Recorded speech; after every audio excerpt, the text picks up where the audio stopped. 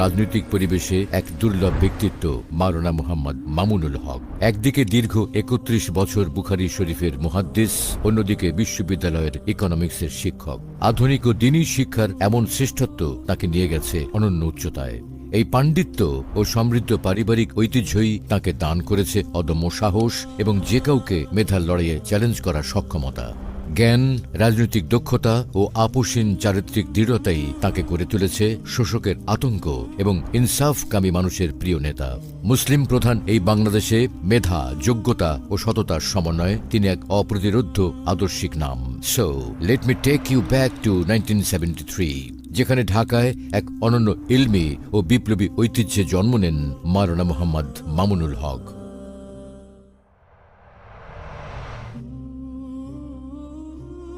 জন্ম ও বেড়ে ওঠা এমন এক পরিবারে জ্ঞান ও যোগ্যতা সেখানে বংশগত ঐতিহ্য। পিতা শাইখুল হাদিস আল্লামা আজিজুল হক রহমতুল্লাহি আলাইহি ছিলেন বিশ্ববরেণ্য মুহাদ্দিস, বুখারী শরীফের প্রথম বাংলা অনুবাদক এবং ঢাকা বিশ্ববিদ্যালয়ের ভিজিটিং প্রফেসর। পারিবারিক ঐতিহ্যের ধারাবাহিকতা রক্ষা করে মাত্র ১২ বছর বয়সে পবিত্র কোরআনের হিফজ সম্পন্ন করেন। এরপর ৭ মসজিদ সংলগ্ন জামিয়া রহমানিয়া থেকে বেফাক বোর্ডের অধীনে সারা বাংলাদেশে উচ্চ মাধ্যমিকে প্রথম, স্নাতকে তৃতীয় এবং ১৯৯৬ সালে দাওরায়ে হাদিসে সম্মিলিত মেধা তালিকায় প্রথম স্থান অধিকার করেন। তার শিক্ষার যাত্রা শুধু মাদ্রাসাতেই থেমে থাকেননি। মাদ্রাসার শিক্ষার পাশাপাশি প্রাইভেট ইউনিভার্সিটি থেকেও অর্থনীতিতে অনার্স ও মাস্টার্স সম্পন্ন করেন। আন্তর্জাতিক উচ্চ শিক্ষায় প্রায়োগিক আধুনিক অর্থনীতির পাঠ গ্রহণ করেছেন বিশ্ববিখ্যাত অর্থনীতিবিদ মুফতি তাকি উসমানীর কাছ থেকে। লেখাপড়ার পাঠ চুকিয়ে কর্মজীবনেও রেখেছেন বহুমুখী দক্ষতার প্রমাণ। একদিকে দীর্ঘ ৩১ বছর জামিয়া রহমানিয়া আরাবিয়া সহ বিভিন্ন প্রতিষ্ঠানে হাদিসের সর্বোচ্চ কিতাব বুখারী শরীফের অধ্যাপনা করেছেন। অন্যদিকে প্রাইভেট ইউনিভার্সিটিতেও অধ্যাপনা করেছেন দীর্ঘদিন। সম্পাদনা করেছেন ম্যাগাজিন, রচনা করেছেন বহু গ্রন্থ, প্রতিষ্ঠা করেছেন কিছু ব্যতিক্রমধর্মী শিক্ষা ও সেবামূলক প্রতিষ্ঠান। মাওলানা মামুনুল হকের জীবন কেবল আরামদায়ক লাইব্রেরিতে কাটেনি। তার জীবন গড়ে উঠেছে গণমানুষের সাথে কাঁধ মিলিয়ে রাজপথের মিছিলে আর জালিমের কারাগারে।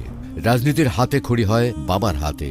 ১৯৯২ সালের বাবরি মসজিদ লং মার্চ, ২০০১-এর ফতোয়া বিরোধী আন্দোলন, ২০১৩-এর হেফাজতে ইসলামের আন্দোলন, ২০২১-এর মোদি বিরোধী আন্দোলন এবং ২০২৪-এর ছাত্র জনতার বিপ্লব, সব জায়গাতেই ছিল তার অকুতোভয়, সাহসী সাংগঠনিক ও নীতি নির্ধারণী ভূমিকা।